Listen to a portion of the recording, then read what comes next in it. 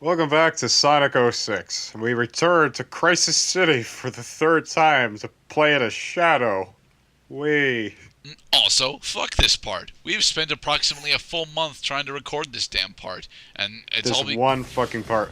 it's all because of goddamn audio and connection problems thanks to my move. Ugh.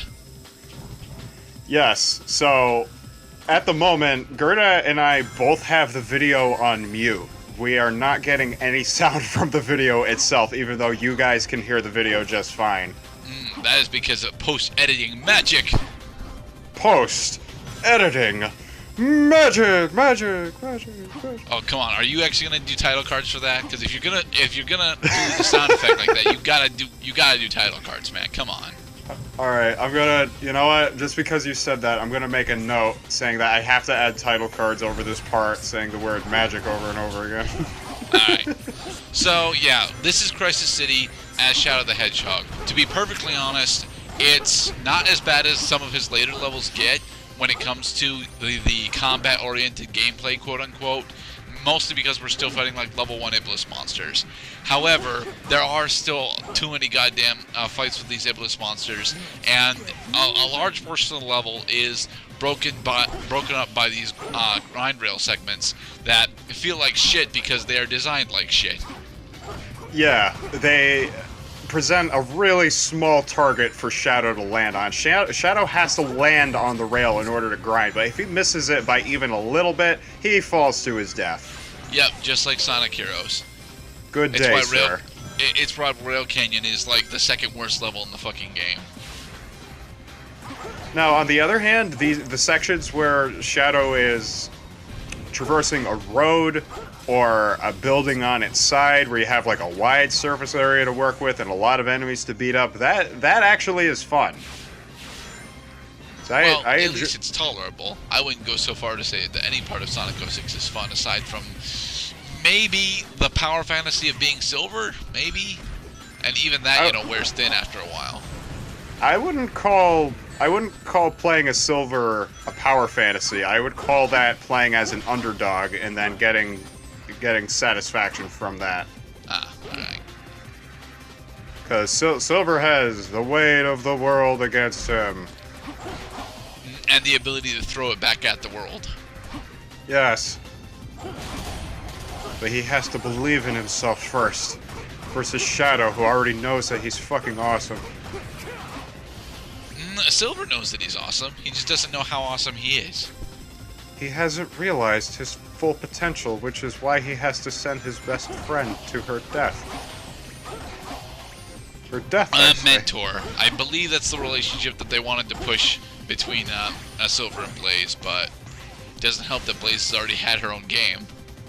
Oh yeah, is that why Blaze says at the end, you know, when Silver says, like, "You're my friend, right?" And then Blaze says, "Oh, you're a fucking noob." Kinda. Here's the actual problem. Sonic 06 went through a hell of development, as far as we can tell, and one of the major things that Sonic 06 desperately wanted to do, at least earlier on, is be a flat reboot for the series. So we would have a bunch of our recurring characters, but they would all be the first time that we're supposed to believe that we're interacting with them. This comes with a major problem when it comes to Blaze, though. Blaze just had her first game, so why would Blaze be here? Well, as part of the reboot, she would actually end up being from the future as opposed to the Soul Dimension. I'm sorry, the Soul Dimension? Yes. In Blaze's games, she is the alternate Knuckles and/or alternate Sonic. So, similar to how Knuckles is able to access, like, the realm of the Chaos Emeralds, that's Blaze's counterpart world? Yeah, Blaze has the ability to harness the power of the Soul Emeralds. The Soul Emeralds. Yes, spelled with an O-L as opposed to an O-U-L. Okay, so because she's Blaze, the blazing sun. Ooh. Soul. Clever. Well, soul is the Latin root meaning sun. Ah. Yes. Anyway. I thought Latin for I thought Latin for sun was no, that's Latin for light. Is Lucy. Yeah, yeah, as in Luces, Spanish. English with Rocket Rabbit commentaries. Oh, we are your top providers of alliterative nonsense. Oh, look, it's a buggy. I sure hope that this controls decently well.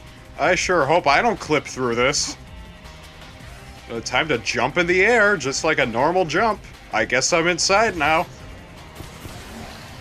You know, Shadow's animations when he's attempting to get into the buggy remind me of a particular extreme sports game that I played back in like the pre-2000s era on the PC. I don't remember what this sports game was called, but it was a combination of ice hockey and anti-grav. Man, what? So the hockey puck just flies up into the air and around the room? It was more of a sphere than a hockey puck, but yeah, for the most part. Wow. Kind of reminds me of Rocket League. I actually own Rocket League now, in the event that you're interested in that.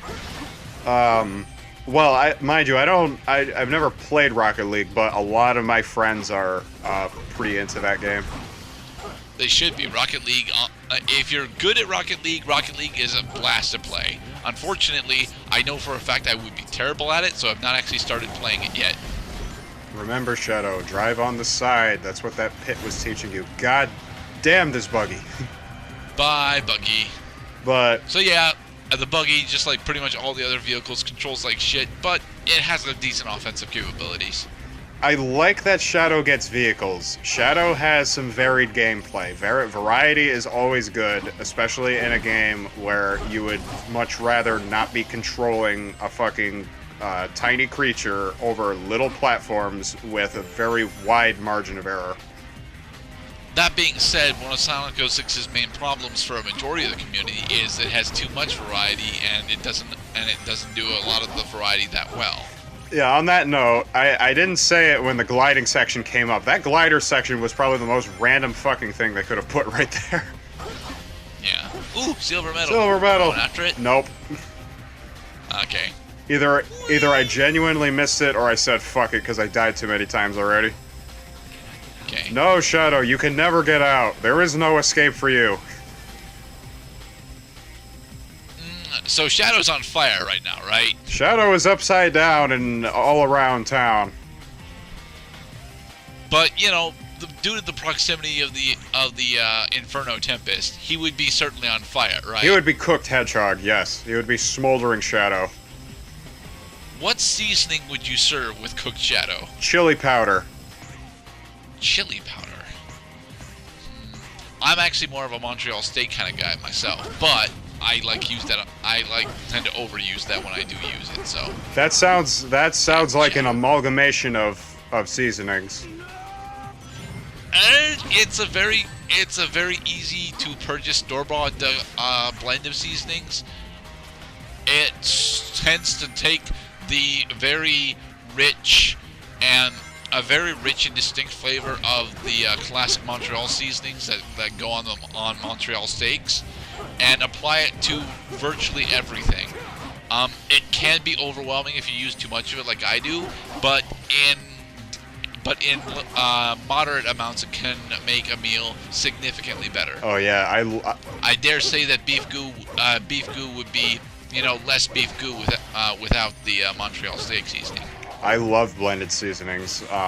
There's one particular blend of Cajun seasoning of which I'm quite fond of. You could literally put this on anything and make it delicious. But the Cajun people take a lot of the recipes from French origins. Yes, they're spicy. They got shrimp. They got rice and gumbo and shit. So Southern French. Southern Frenchman. Oh, my dear Gascon, how much we have to learn you about women and life. I'm referencing D'Artagnan from Three Musketeers. Would he have scored this gameplay footage, B? D'Artagnan probably would have ranked higher than I did, and in the next part, we will make even more comparisons to classic literary characters. Yay!